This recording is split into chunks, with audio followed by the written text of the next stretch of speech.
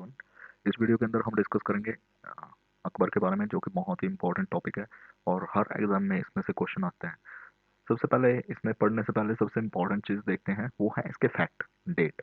जितने भी state PCS हैं या यूपीएससी है, उसमें डेट से ये क्वेश्चन बार बार बार बार रिपीट होता है। इसको मैंने एक जगह अलग से लिख दिया है। जैसे डेट है 1556। 1556 में क्या होता है, हमारा सेकंड बैटल ऑफ पानीपत होता है। उसी तरह से हमें याद रखना है 1562। 1562 के अंदर अकबर ने जजिया को अबॉलिश कर दिया था। एंड उसके बाद आता है 1575। 1575 के अंदर इबादत खाना शुरू किया गया है।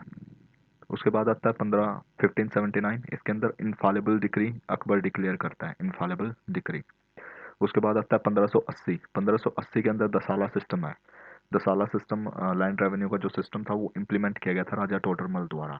अब इसको याद रखना बहुत ही आसान है कि 10 है इसके अंदर, और 10 में क्या आती है, एक जीरो आती है, और इसमें भी क्या है, एक जीरो है। तो 1580 हम ऐसे याद रख सकते हैं। उसके बाद आता है 1582। 1582 के अंदर हुआ था दीन इलाही।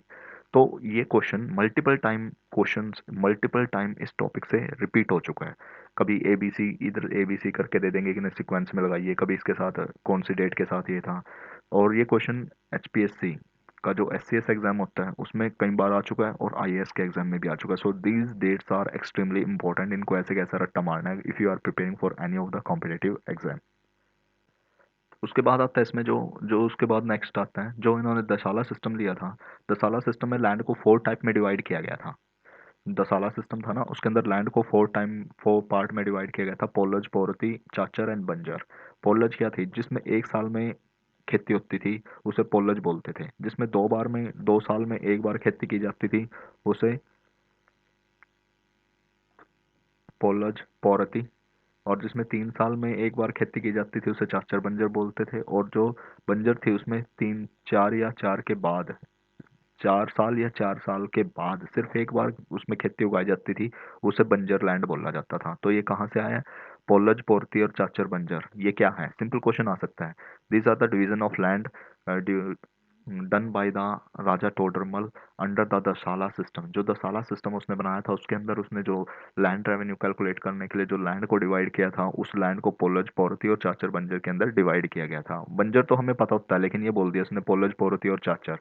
ये क्या थे, ये क्या थे, सिर्फ इतना सा क्वेश्चन आ गया। तो ये लैंड रेवेन्यू सिस्टम से रिलेटेड है, अकबर के लैंड रेवेन्यू सिस्टम से रिलेटेड है। तो ये चीज़ें आपको पता होनी चाहिए, ये एक इंपॉर्टेंट क्वेश्चन बनता है यहाँ से भी। उसके बाद आता है मनसबदारी सिस्टम। अकबर का मनसबदारी सिस्टम क्या था। मनसबदारी का मतलब है यहाँ पे रैंकिंग। मनसबदारी का मतलब है यहाँ पे रैंकिंग। रैंकिंग कितने से, 10 से लेकर के 5,000 तक की रैंकिंग थी। और जो किंग्स थे, यानी जो कि प्रिंस थे, उनको इससे ऊपर की मनसबदारी, उनसे ऊपर की रैंकिंग दी जाती थी। और ये रैंक किस बेस पे होती थी, रैंक के 2 पार्ट होते थे। फर्स्ट जात और दूसरा सवार। जात जो था वो आपका पर्सनल, ये यहाँ पे बाय मिस्टेक लिखा गया है, पर्सनल स्टेटस को फिक्स करता था जात, कि उसका स्टेटस क्या होगा। ठीक है। उसी तरह सवार, सवार का मतलब है कि वो कितने घुड़सवार उसके पास होंगे, वो उसका मतलब है सवार। तो इस तरह से इसको याद रख सकते हैं। और अकबर में इस टॉपिक से तो क्वेश्चन आना ही आना है। दिस इज द मास्टर की। जो अकबर का मेन कॉन्सेप्ट है ना, उससे ये क्वेश्चन आना ही आना है, 100% आना है।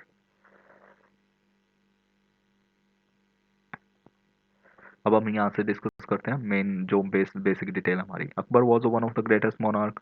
ही सक्सीडेड हिज फादर हुमायूं की डेथ के बाद अकबर ने तख्त संभाला था। और सेकंड बैटल ऑफ पानीपत होता है। सेकंड बैटल ऑफ पानीपत किसके बीच में होता है, ये एक इंपॉर्टेंट क्वेश्चन बनता है। हेमू वर्सेस अकबर के बीच में। हेमू वर्सेस अकबर के बीच में सेकंड बैटल ऑफ पानीपत हुआ था 1556 के अंदर। 1556 के अंदर, ये डेट एक्सट्रीमली इंपॉर्टेंट है। 1, 5, 5 और 5 के बाद 6। तो इसको याद रखना बहुत ही आसान है, 5 एंड 6। 15 तो सबको याद होता है कि 15 में था, उसके बाद 5 और 6, 56। इस तरह से सीक्वेंस में याद रखोगे ना कि 5 के बाद 6 आएगा, तब जाके हमारा सेकंड बैटल ऑफ पानीपत हुआ था। तो वही याद रह जाएगा। And studies only about Indian education system and Indian competitive exam system is related to memory only. If अगर आपकी मेमोरी शार्प है, अगर आप याद रख सकते हो, आपका कोई भी एग्जाम इजिली निकल जाएगा। ठीक है। तो इस तरह से हम याद रख सकते हैं कि 5 के बाद जब 6 आता है, तब वहाँ पे हमारा सेकंड बैटल ऑफ पानीपत होता है। बट एन एरो, लेकिन जो था ना, एक तीर लगा हेमू की आंख में, जिसके जिसकी वजह से वो अनकॉन्शियस हो गया और उसकी आर्मी भाग गई। क्योंकि जब किंग ही हार गया, किंग ही मारा गया, तो फिर लड़ेगा कौन, कोई भी नहीं लड़ेगा। तो इस तरह से ये उसका हेमू का बैड लक था और अकबर का गुड लक था कि हेमू मारा गया। मारा नहीं गया, अनकॉन्शियस हो गया, बट जो उसका अकबर का जो कमांडर था बैरम खां, उसने फिर उसकी हत्या कर दी हेमू की। तो यहाँ से हमें क्या सीख मिलती है कि हमें अपने आप को डिस्टिंग्विश नहीं करना है, हमें उसी के बीच में मिक्स होकर लड़ाई करनी चाहिए। He was sitting on the elephant, that is the biggest difference. इसी वजह से हमारा इब्राहिम लोदी मारा गया, इसी वजह से हमारा हेमू मारा गया। इंडिया के रूलर्स क्यों मारे गए? क्योंकि वो अपने आप को डिस्टिंग्विश करते थे लड़ाई के बीच में। Mughal victory, decisive Mughal victory हुई यहाँ पे। बैरम खान ने फर्स्ट 5 साल तो बैरम खान ने किया रूल, उसके बाद फिर अकबर ने उसको निकाल दिया, रिमूव फ्रॉम हिज कोर्ट। ठीक है, और उसको मक्का भेज दिया, बट मक्का में जाते टाइम बैरम खान की हत्या कर दी एक अफगान ने, जो कि हेमू का दोस्त था, क्योंकि हेमू की हत्या की थी बैरम खान ने। ही वॉज अनकॉन्शियस, बट उसको परमानेंटली किल्ड कर दिया था, उस गला काट दिया था, वो था बैरम खान। तो फिर बैरम खान को हेमू के मित्र ने मार दिया था। Akbar military conquest was extensive. Akbar का जो एम्पायर था वो Agra to Gujarat and then from Agra to Bengal तक फैला हुआ था, नॉर्दर्न इंडिया के अंदर। उसने पूरा नॉर्दर्न इंडिया जीत लिया। अब ये स्टेटमेंट इसमें बहुत इंपॉर्टेंट हो जाती है, क्योंकि अब की बार का जो यूपीएससी का पेपर आया उसके अंदर पूछ रखा है कि एरिया कहाँ था। उसने पूरा नॉर्दर्न इंडिया कैप्चर किया, आगरा से गुजरात तक, और then from Agra to Bengal, यानी वो गुजरात और बंगाल, यहाँ पे हमारा बंगाल है, यहाँ पे हमारा गुजरात है, यहाँ पे हमारा आगरा है, ये पूरा उसने कैप्चर कर लिया। और उसके बाद फिर वो इस नॉर्दर्न फ्रंटियर के अंदर बढ़ा, north west frontier. Later he went to Deccan, और उसके बाद फिर उसकी लास्ट पॉलिसी थी दक्कन की तरफ। दक्कन में यहाँ पे बीजापुर, गोलकोंडा। अब बात करते हैं उसके रिलेशन की, उसके राजपूत के साथ कैसे रिलेशन थे। जो राजपूत पॉलिसी थी अकबर की वो बहुत ही नोटेबल थी। उसने एक राजपूत प्रिंसेस के साथ शादी भी की, जो कि राजा भारमल की बेटी थी। ये जो पॉइंट है, टर्निंग पॉइंट हो जाता है इंडियन हिस्ट्री का एंड मुगल्स हिस्ट्री का। राजपूतों ने, जो राजपूत थे ना, उन्होंने अगली 4 जनरेशन तक मुगल को सर्व किया, and many of them rose to the military general. उनको मिलिट्री जनरल भी बना दिया गया, क्योंकि वो they were the great warriors. उसी उसमें जो सबसे पहला नाम आता है राजा भगवान दास और राजा मान सिंह का, who were given the senior position in the administration bye the Akbar. Akbar ने इनको सीनियर पोजीशन तक पहुंचा दिया था, राजा भगवान दास एंड राजा मान सिंह। ये नाम बहुत इंपॉर्टेंट, इनको याद रखना चाहिए, क्योंकि यूपीएससी इन्हीं वर्डों के साथ खेल सकते हैं, इसकी जगह कुछ और भी नाम डाल देगी। ठीक है। One by one all Rajput state submitted to Akbar, लेकिन एक थे, राणा ऑफ मेवाड़, मेवाड़। तो यहाँ पे क्वेश्चन आता है कौन से राजपूत राजा ने अकबर के सामने सरेंडर नहीं किया। और अगर आपको याद नहीं रहेगा तो फिर दिक्कत हो जाएगी, तो इस वजह से मैं इसको हिंदी में लिख रहा हूँ, मेवाड़। मेवाड़ के जो राजा थे राणा, उन्होंने उनके सामने झुकने से मना कर दिया, और उनके साथ वो एक युद्ध हुआ, battle of Haldi Ghati. Rana Pratap Singh was civilly defeated by the Mughal army led by Man Singh. अब यहाँ पे क्या हो रहा है? This is the strategy of Akbar. Rajput is fighting with Rajput, Rajput is fighting with Rajput. अगर हम इसको एनालाइज करें तो वही है कि जो ब्रिटिशर्स ने पॉलिसी यूज की ना इंडिया के अंदर, Indian against Indian, Hindu versus Muslim करने की जो स्ट्रेटजी यूज की, same policy was use by the Akbar, कि राजपूत वर्सेस राजपूत। 1576 के अंदर ये युद्ध हुआ था। 1576, पहले हमने याद किया था 1556, 5 के बाद 6, अब 6 के बाद 7 के बाद फिर 6, तो बैटल ऑफ हल्दी घाटी आ गया। कितना आसान है इसे याद रखना, अगर आप इसे ऐसे याद रखोगे, 7 और 7 के बाद 6, यहाँ पे बैटल ऑफ हल्दी घाटी होता है। ठीक है। Following in the defeat of Mewar, most of the leading Rajput ruler had accepted Akbar suzerainty. सबने सबने अकबर की संप्रभुता को स्वीकार कर लिया था जब वो हार गए। एक ब्रॉड रिलीजियस, अगर राजपूत पॉलिसी को देखें तो वो एक ब्रॉड रिलीजियस टॉलरेंस की तरफ शो करता है। उसने पिलग्रिम टैक्स एंड जजिया भी हटाया, जो कि जो राजपूत पॉलिसी थी अकबर की, वो मुगल स्टेट और राजपूत दोनों के लिए ही काफ़ी बेनिफिशियल रही। Alliance was secure to the Mughal the service of the bravest warrior. जो भी अलायंस हुआ ना, उसकी वजह से मुगल का सबसे बड़ा बेनिफिट क्या हुआ कि उन्हें ब्रेवेस्ट वॉरियर्स मिले, जो जिसकी वजह से लड़ाई जीती जा सकी, और अपने एरिया को नदर्न इंडिया के अंदर, नॉर्थ वेस्टर्न फ्रंटियर के अंदर, बंगाल से, गुजरात से बंगाल तक एरिया जो एक्सपेंशन अकबर ने किया उसके अंदर राजपूत का एक बहुत इंपॉर्टेंट रोल था। और दूसरी बात है, जब तक वो राजपूताना जो एरिया था, जो राजपूत एरिया था, राजस्थान का एरिया था, अगर उसको कैप्चर नहीं करेंगे तो उन्हें गुजरात का पोर्ट नहीं मिलेगा, और गुजरात का पोर्ट बहुत ही जरूरी था। तो इस अलायंस से इतना बड़ा स्ट्रेटेजिक बेनिफिट अकबर को हुआ। एंड अकबर राजपूत वर्सेस राजपूत, हमने देखा ना 1576 के अंदर बैटल ऑफ हल्दीघाटी होता है, मानसिंह फाइटिंग विद राणा प्रताप सिंह। ठीक है। सो ये स्ट्रेटजी बार बार यूज की गई है हिस्ट्री के अंदर, और इन्हीं चीजों को हमें सीखना है कि which strategy actually they are using. अगर हम ये बोल रहे हैं कि इस पॉलिसी की वजह से एक तो राजस्थान के अंदर पीस आया, और दूसरा जिन राजपूतों ने मुगल को ज्वाइन किया था उनको इंपॉर्टेंट पोजीशन तक भी पहुंचा दिया गया। अब अकबर की राजपूत पॉलिसी के बारे में बात करते हैं हम। Policy, Rajput policy of Akbar. Akbar rose to a fame in the page of, उसकी रिलीजियस पॉलिसी की वजह से उसका हिस्ट्री के अंदर एक बहुत बड़ा योगदान है। ठीक है। सबसे शुरू के अंदर वो सूफी सेंट के कांटेक्ट में था, उसकी जो लिबरल पॉलिसी थी, उस लिबरल पॉलिसी का सबसे बड़ा कारण क्या था कि वो सूफी सेंट के कांटेक्ट में था। उसका जो बर्थ है वो एक हिंदू फैमिली के अंदर हुआ था। दिस इज कहीं ना कहीं उस चीज़ का इम्पैक्ट पड़ता है कि जिस वो हिंदू फैमिली में पला बड़ा बड़ा हुआ। और फिर उसका उसके बाद जो उस पर इम्पैक्ट पड़ा है, उसके टीचर थे Abdul Latif, and he was married with a Rajput women. तो ये कहीं ना कहीं ये सारी सारी चीज़ों ने उसको एक लिबरल बनाया, ना कि एक कट्टर।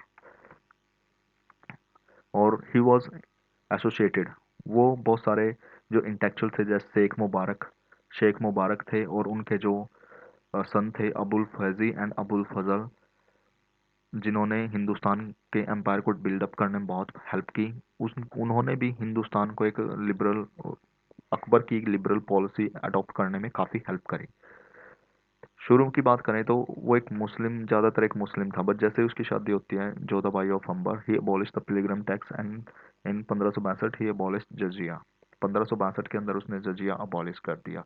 ये इम्पोर्टेंट है, जजिया 628 1562। हमने डेट शुरू में बोल ली थी कि ऐसे कैसे यूपीएस, एससीएस और यूपीएससी के पेपर में एक स्टेटमेंट आई हुई है। उसने अपनी जो हिंदू वाइफ थी उनको अपने गॉड की पूजा करने के लिए स्पेशल परमिशन दी, and he was become the sceptical Muslim. 1575 की बात करें तो he order for the construction of Ibadat Khana. 1575 की बात करें, he order for the construction of the Ibadat Khana, house of worship, at the new capital Fatehpur Sikri. 1575 में he order for the construction of Ibadat Khana, house for the worship, at the new capital Fatehpur Sikri. Akbar invited learn scholar from all religions like Hinduism, Jainism, Christianity and Zoroastrianism. उसने उसके बाद जो उसकी सबसे बड़ी खास बात थी, he did not like the interference of the Muslim Ulema in the political matter. 1579 की बात करें, उसने अपनी इनफॉलेबल डिक्री असर्ट की। 1582 के अंदर उसने दीन इलाही बनाया, और दीन इलाही का मेन प्रिंसिपल क्या था? It believe only in one God and it contain all the good point of all religion. It was basis on rationality. इसमें कोई डोगमा नहीं था, कोई प्रिंसिपल नहीं थे। And what is the main M of दीन इलाही? यहाँ से एक क्वेश्चन निकलता है कि इसका मेन एम क्या था। The main M was bridging the gulf that separate different religions. जो भी डिफरेंट रिलीजन है उनके बीच में जो गल्फ है, उस गल्फ को फिल करने के लिए ही दीन इलाही बनाया गया था। लेकिन एक हिस्टोरियन है, उन्होंने लिखा है कि राजा का काम धर्म बढ़ाना नहीं होता, और धर्म चलाने वाले का काम राजा बनना नहीं होता। सो इस ये स्टेटमेंट मल्टीपल टाइम रिपीट हो चुकी है। इसके बारे में सोचिएगा क्या मतलब है इसका, कि king can not be a religious teacher and religious teacher can not be a king. His this phase prove to be a failure. इससे कंप्लीट फेलियर हुआ, और उसकी डेथ के बाद ये काफ़ी चला ही नहीं। इसमें केवल 15 आदमी थे। It has only 15 flower. UPSC क्या कर सकती है? इसको 15 को 13 कर सकती है, 14 कर सकती है, 12 कर सकती है, 20 कर सकती है, बट यहाँ पे दे रखा है ना 15, तो 15 ही मान के चलना। 15 इंक्लूडिंग बिरबल। यहाँ पे इंक्लूडिंग का एक्सक्लूडिंग कर देंगे, कुछ भी कर देंगे, मतलब यूपीएससी वाले ऐसे ही करते हैं। Akbar did not compel anyone to his new faith. Land revenue system Raja Todarmal ने बनाया था, और इसको जब्ती या बंदोबस्त भी बोलते हैं। इस लैंड दशाला सिस्टम भी बोलते हैं, या जब्ती या बंदोबस्त सिस्टम भी बोलते हैं। ठीक है। 1580 के अंदर ये कंप्लीट हुआ। हमने बोला ना दसाला सिस्टम 10 साल, और इसके जीरो लगी हुई है, तो 1580 आसानी से याद रह जाएगा। Uniform system of land measurement इसमें लेके आए। यूनिफॉर्म, ये देखना ना कि uniform system of land measurement. Average yield, average yield पे रेवेन्यू फिक्स किया गया। लैंड को 4 कैटेगरीज के अंदर डिवाइड किया गया, वही जो हमने स्टार्टिंग में पोलर्स, पौरती, चाचर एंड बंजर, जो 5 या 5 साल के बाद, 3 या 4 साल के बाद एक बार फसल उगती है जिसमें उसे चाचर बोलते हैं, जो 2 साल में एक बार पौरती, और cultivated every year that is polaj. जो हर साल कल्टिवेट की जाती है उसे पोलज बोलते हैं, जो साल में 2 बार उसे पौरती, इस तरह से। और जो पेमेंट थी वो कैसे दी जाती थी, जनरली इन कैश। अब बात करते हैं मनसबदारी सिस्टम की, mansabdari system of Mughal empire. Akbar introduce था mansabdari system in his administration. वो एक रैंक देता था, रैंक 10 से लेके 5,000 तक होते थे। जो प्रिंस होते थे उनके रैंक हायर तक भी होते थे। 2 पार्ट में डिवाइड थे, जाट और सवार। जाट से हमें पता लगता है कि उसके पर्सनल स्टेटस को बताते थे, और सवार से हमें पता लगता है कि that is cavalry man of a person who was required to maintain, army को मेंटेन करने के लिए कितने कैवलरी मैन एक होने चाहिए किसी भी ऑफिसर के पास, वो यहाँ सवार से पता लगता था एटलीस्ट। और जितने भी उनके पास सवार थे उसके पास कम से कम 2 घोड़े होने चाहिए, 2 horses।